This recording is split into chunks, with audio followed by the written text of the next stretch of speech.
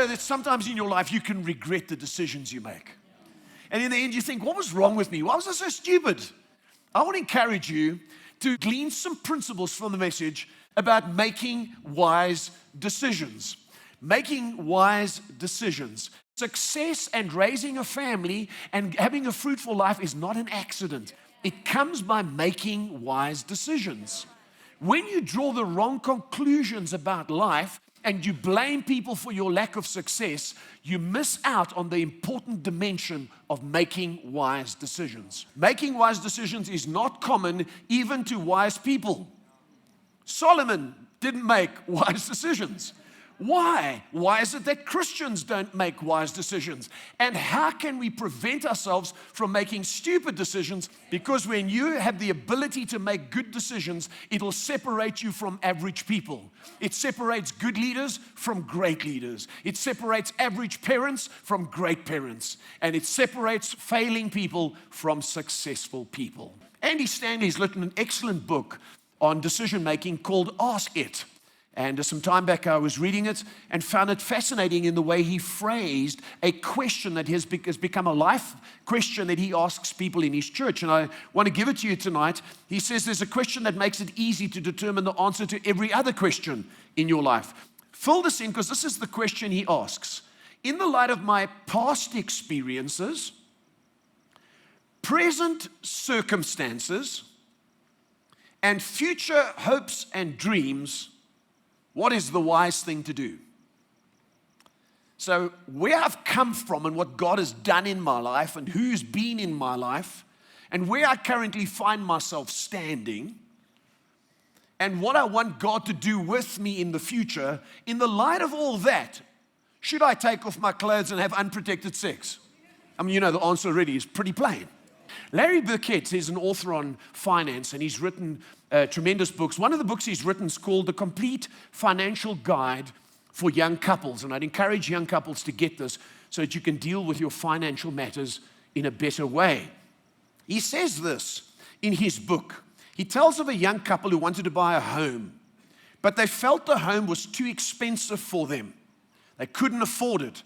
So they told the Lord this: if you want us to buy it, number one, have the contractor accept only half of what he's asking for the deposit. And number two, have the bank approve our loan. Both events happened and they bought the home, but as soon as they began to move into the home, they got into debt.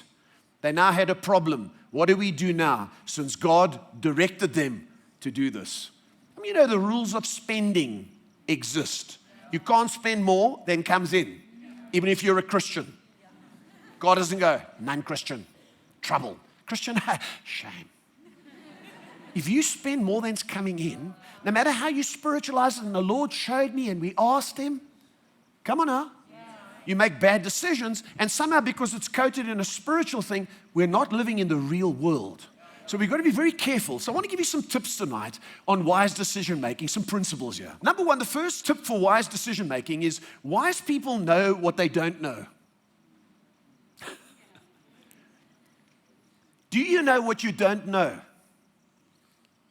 Wise people know what they don't know, and they're not afraid to go to those who do know. Don't act smarter than you are. If you're wise, you will ask for advice. It almost seems like it doesn't make sense. Well, if I'm wise, why do I need to ask for advice? That's how you keep being wise, and that's how you keep getting wiser.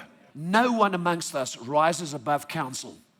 Hear me tonight. None of us rise above counsel. I'll tell you why. Because the older you get and the more successful you get, the more complex the things you're dealing with, the more advice you need.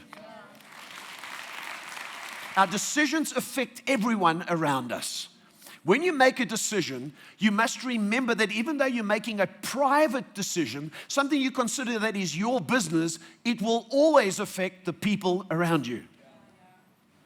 People say, it's my business, you know. No, it's not your business. If you're living on an island by yourself, it's your business. Number three, if I don't accept advice, I will pay dearly. You need to build that into your psyche. If I don't accept advice, I will pay dearly. Some people talk so much that you can't give them advice. Look at Proverbs 10. The wise in heart accept commands, but a chattering fool comes to ruin. Stop speaking for a moment so that you can hear. Put aside your opinion and say, speak to my life. Number 4, the fourth thing you need to do is guard yourself against self-deception. Guard yourself against self-deception. We are all capable of making a bad decision seem like a good one. And this is the question we ask when we're making decisions.